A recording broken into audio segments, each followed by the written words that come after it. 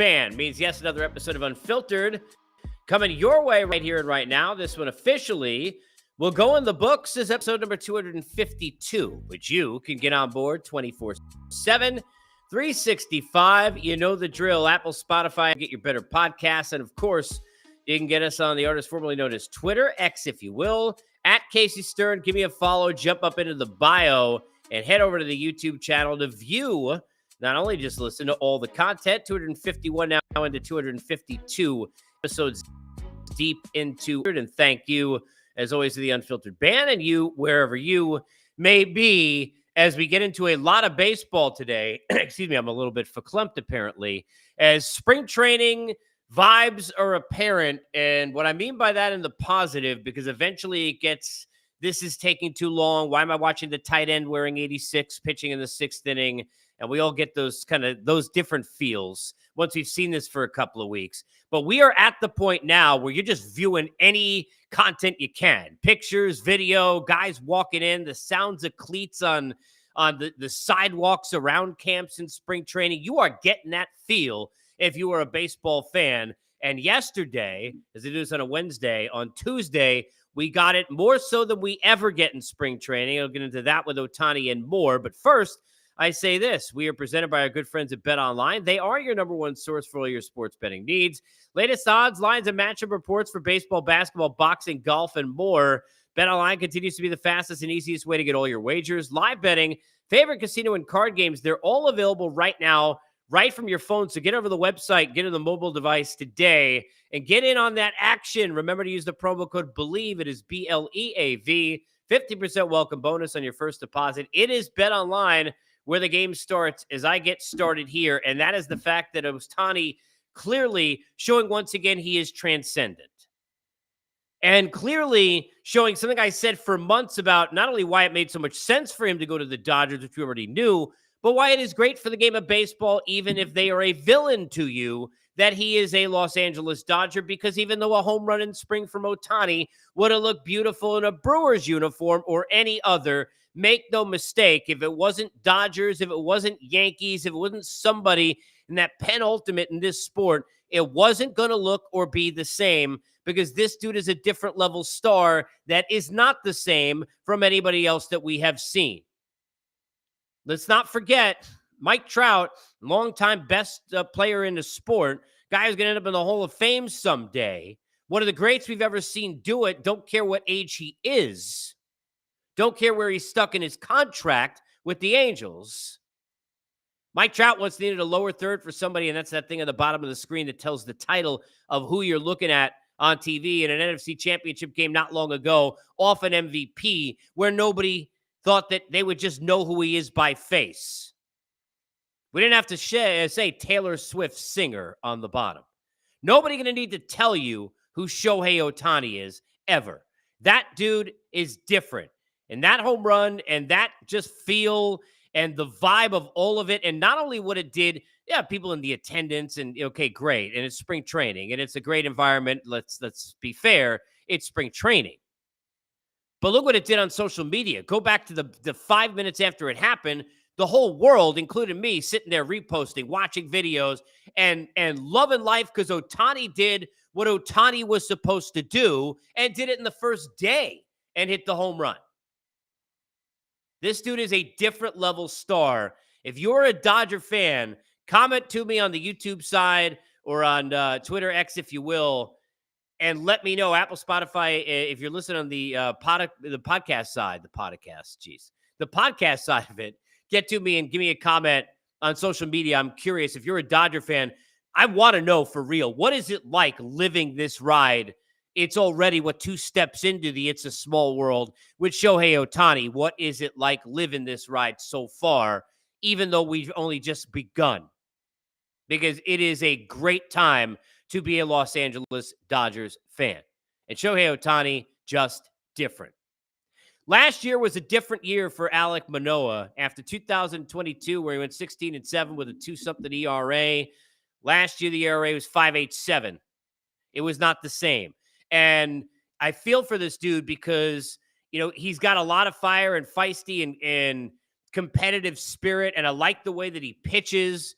And, You never want to see a situation where from the outside it seems like we could talk velocities and we could talk about, pitches and command and all those sorts of things. But you talk to pitchers over the years, and especially when you're dealing with command and when you're dealing with command of anything in life, whatever your craft is in life, everything comes down to confidence. I don't care if it's in your real life and relationships, or you're sitting there at your job or in a job interview, all the way up to your pitching in front of thousands in the attendance and millions watching at home.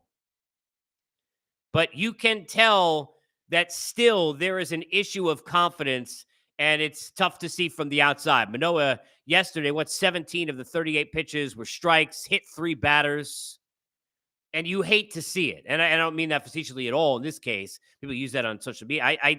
You want to see young kids with a lot of talent who go through, there's that cat and mouse game sometimes of you have to learn hitters, they learn you, you have to adjust, hitters adjust to you. For pitchers and hitters, it's different in this sport. But there is also that cat and mouse game of I have never failed, and now I'm going through failure, and how am I going to then deal with that? And then try doing it for all of us in our own lives difficult, doing it at that kind of level when you're playing a sport, you're an athlete. It is extremely high level amounts of difficult to do.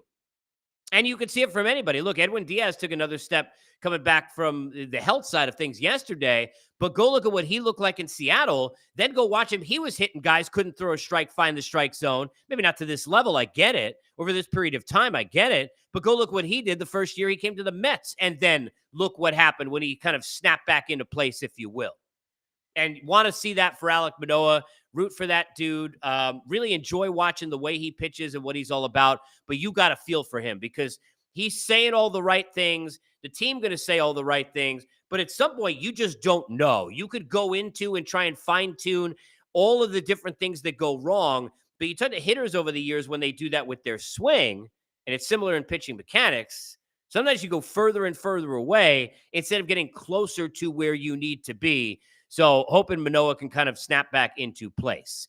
Place where we're normally used to seeing Brandon Crawford is in a San Francisco Giants uniform. It was odd, and sometimes it's great to see these kind of familiar faces in new places, right? Like it was cool seeing the shot, speaking of his old teammates. You think about Sandoval, now back with the Giants in camp. And, he's sitting there giving Bochy a hug, and Bochy is sitting there managing the Rangers, and they're having that reunited because it feels so good moment. Didn't feel good probably if you're a Giant fan. Kind of felt a little bit not comparing with Emmitt Smith. Please relax. But when you watch Emmitt Smith, if you're a Cowboy fan sitting there on an Arizona Cardinal team, just anybody who's got fanfare and championships and been part of your franchise and seemingly always going to retire there, then showing up in some uniform that doesn't seem to make any sense. But want to see what Brandon Crawford can do in terms of depth. He's going to be great in the room and should be interesting to watch. The free agents are still out there, and that has not been interesting for a lot of people to watch. And a lot of people are trying to understand the why and the how. Why are we sitting here in spring training, and how in the hell are guys who are as talented as the Blake Snells and as the Jordan Montgomerys, among others in the world, not have jobs, all the way down to the Matt Chapmans, and there are many, many others. And you could say some of these guys, well, they're not stars anymore. They're coming off seasons. Are they major leaguers? They're clearly major leaguers. So what is happening here? And everybody wanted to blame and put all the blame on Scott Boras. And look, you can't do that because it's not all about Scott. And by the way, all the clients are not his. The other part is that you talk to clients of Scott Boras, and I have for years, they all will shout till the death and champion just how great he is for them because, look, he's out there to try and get them money. He's not worried about you, the fan. He's not sitting there trying to make the organization money, although he will through his player, trying to do the best by his player, and that's his job as an agent. But you wonder now that the Bellinger ship has sailed, that ship of trying to get 7-8 years, and ended up with 3 with a couple of opt-outs. If we get any kind of deal like that for a Blake Snell or a Montgomery, clearly we're not going to get it that short. But a lot of teams have not been willing to give Montgomery the depth of years and the amount of term, if you will, to use the way they talk about in hockey during free agency. And the Red Sox, there are ties there with him and his family, and they've had Zoom calls, and we'll see whether or not that's a thing. But I still wonder, can that thing with Texas be brought back together? Because, man, would that solidify everything the Rangers got going and trying to make what is so difficult in this sport to do, and really more difficult than in any sport, and that is to make a repeat run in Major League Baseball. It is so, so hard. Going back to those Giants, remember that every other year, even odd, that they went through winning it 3 times, but never winning it back-to-back.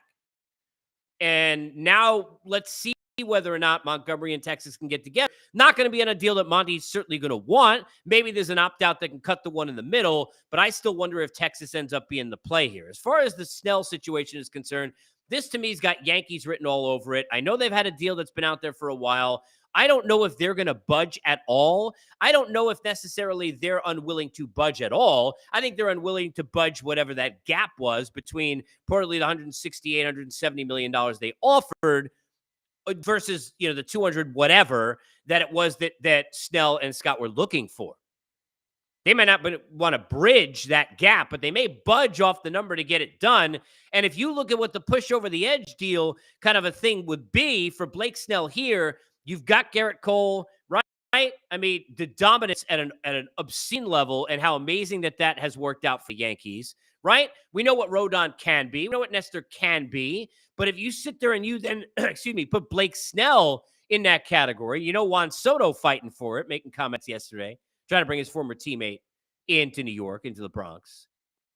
But if you think about Snell in that spot, and then you look at the Yankees in the landscape with the improved lineup and the depth of it and what they would then have at the front of their pitching staff, and you look at them against the other teams, well, now you're telling me something with Baltimore and their improved pitching staff and their improving players year after year and what they built a year ago. Now you're telling me something with Houston and Texas, whomever else, Toronto, you want to put in that category of having a chance to make some noise in the American League. Yankees already sort of in that mix, but you are much more heavily so in that mix if you can get Blake Snell done.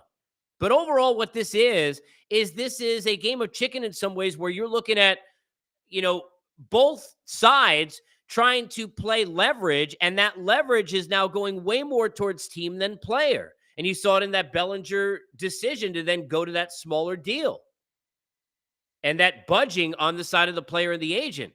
Because once you're into spring training, yeah, you can give me we'll just wait for an injury. But what if an injury doesn't happen? What if a team doesn't desperately need you? And what if they're not budging and everybody takes that stand and says, we're not going to move? Well, if you're not going to move and we're showing, hey, look, we got all the hand, if you will, right, in this relationship because I don't need you, right? I'm okay. My season's already started. I'm here at spring training. I've already forgotten you, even if it's not the case. Well, then all of a sudden the player starts to think, well, wait a minute. I'm not in camp. I'm not with a team. We're counting down towards the season. I need to get ready. I can do all the things I want on the side, but I want to be there with my team. I don't want to get up to a slow start, especially if I got to take a smaller deal where this year is uber important or more important, let's say, if I get opt-outs. I got to make sure I get off to the right start, get my body right and all of that and be in camp and be with my team. And the leverage has swung certainly heavily towards where the teams are for sticking to their guns and saying, we're not going to give you. Not giving Blake Snell 8 years. Not giving Montgomery 6, 7 years. I'm just not going to do it.